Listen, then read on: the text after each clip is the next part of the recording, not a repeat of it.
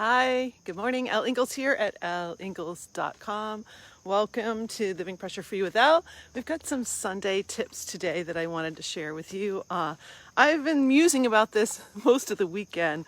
Started when I was on my walk yesterday. I don't know, there's something about this little creek. I took you to it last week, and it makes me just think about abundance, and being out here in nature makes me think that too.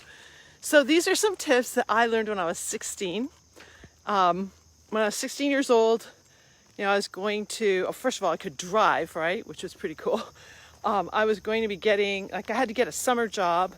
And my father said to me, why don't you call the banks in Meredith, where we had our summer home, call the banks there and get an interview.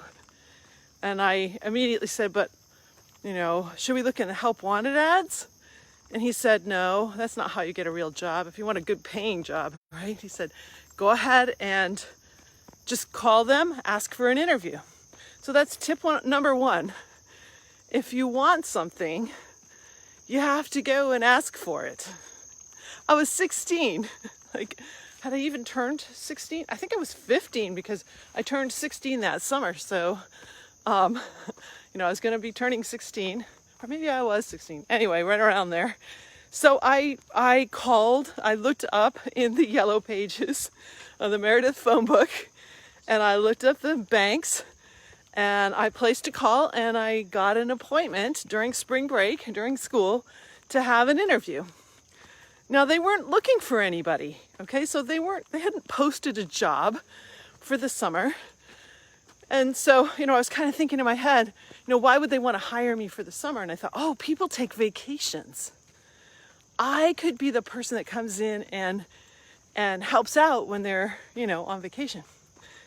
So I go to my interview, I get the job. I worked there 3 summers at Meredith Bank and Trust. And this bank was right on Lake Winnipesaukee. Our balconies were on the 2nd floor for operations. We looked right out at the water. And I worked 9 to 5 for 3 summers at this bank.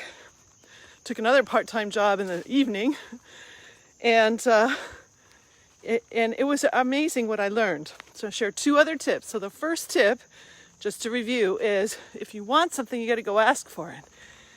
A company might not say they even have a position, but if you want to work there, just do it. Just make a connection. Find a way to get some sort of an interview or a talk with the person that you want to, think could get you there.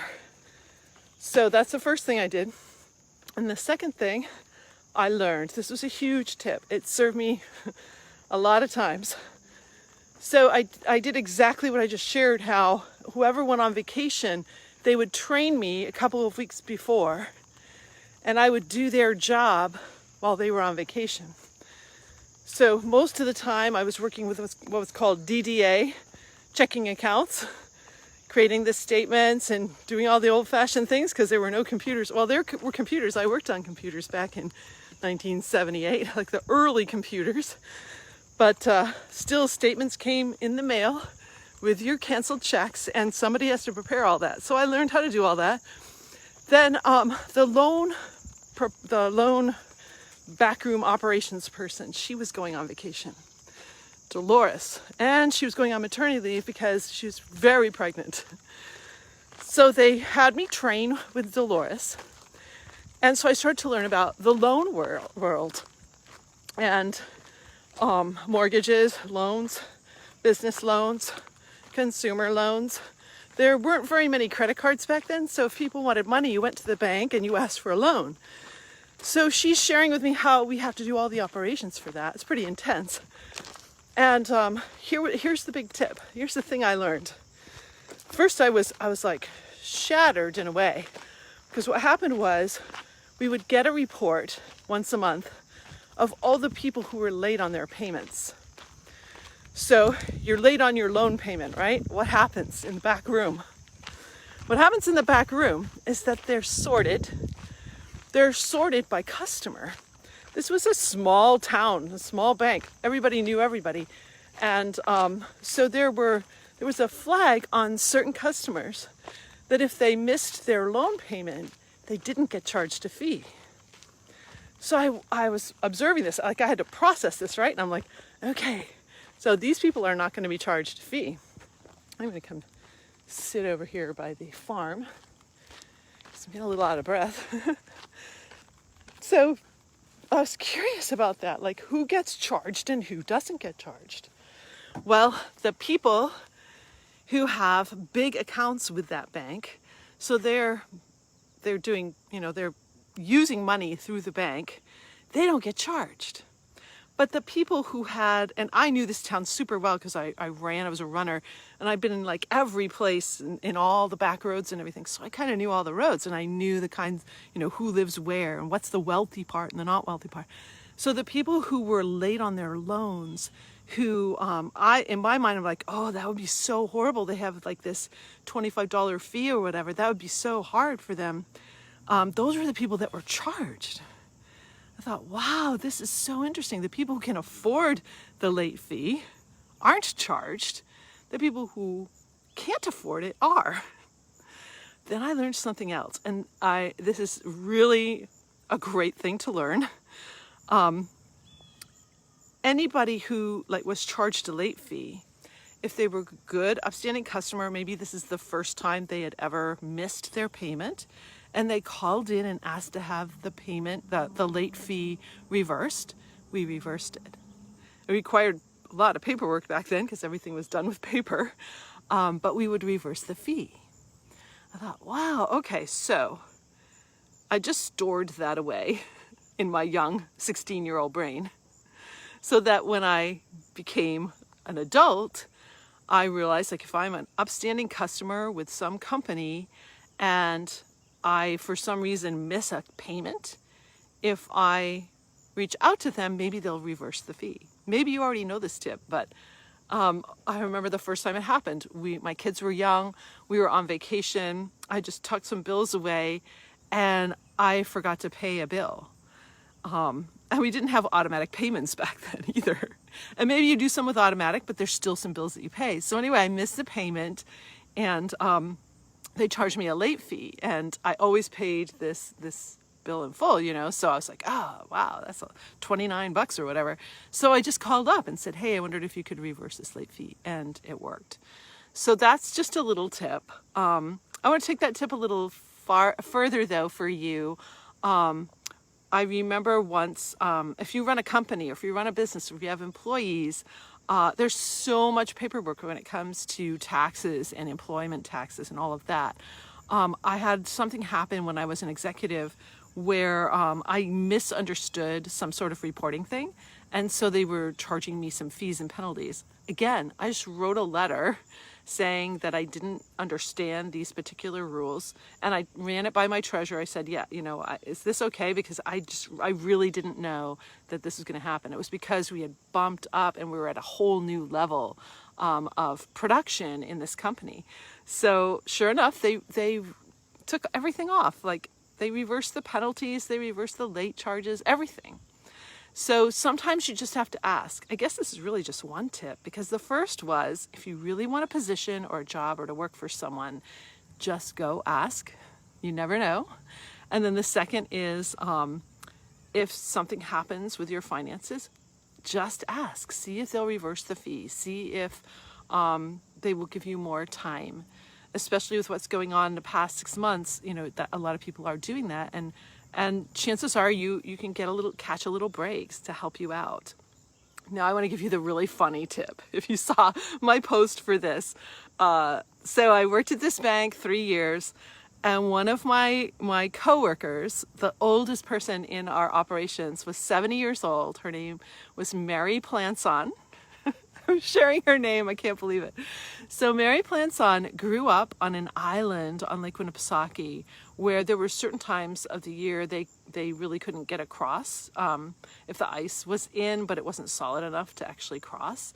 So she had a really interesting upbringing and knew so much lore about the lake. She would share a lot of history with me as we sat side by side filing checks together. And she's real character. Mary Planson. She was half Native American. She had hair, I think she was maybe a quarter. She had hair way down to her waist that she had all up in a bun. Every once in a while, she'd have it in a ponytail. So one day, you know, what we did wasn't very taxing. We basically took the checks and filed them in people's files at the bank. So we're sitting side by side working, and she goes, "So I have some advice for you," she said. "It's really important when you get home from work that you take your hair out and let it all go and take all your clothes off and spend at least 20 minutes a day completely nude." It's like, okay, Mary. And just the image about it. And of course, other people in the office, they overhear this and they're like, "What kind of advice are you giving that girl?" It was so hilarious. But you know, there's some real truth to that. That, you know, it's really important that we take our hair down sometimes. We let it all relax. We don't be so clothed and tight and constricted. And so anyway, I've taken that advice over the years too. So 3 pieces of advice, just to recap. The first is, I was 16 years old. My father says, go get a bank job, and in the town where we had our little summer camp.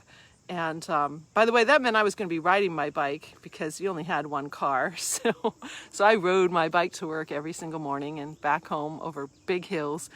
And he goes, "Yeah, just go get a real job that's going to give you real experience and good money." And so I just called up the bank, and they weren't looking for anybody, but I got an appointment, and I sat down and just shared that, you know, I have these skills and I would like to work for the summer, and maybe you could plug me in if people are going on vacation. That was my line. So I got the job, worked there 3 summers. And second piece of advice, if you get a late fee on something, go ahead and ask to see if it can be removed. You know, sometimes if you've been a good, upstanding customer, that will happen. I learned that working in the loan department, and watching what happens. Who gets charged the late fee? Who doesn't get charged the late fee?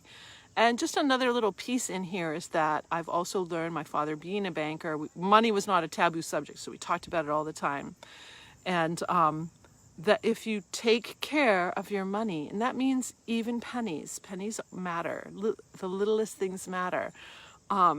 If you take care of your money, more will come to you. It's about energy, really. If you're really spiritual and you like have difficulty with money, one of the reasons is you haven't linked the fact that money is simply how we exchange our goods and services and our energy with each other. So I was taught that at a very young age, and it's just kind of a cool thing. By the way, I haven't always followed that.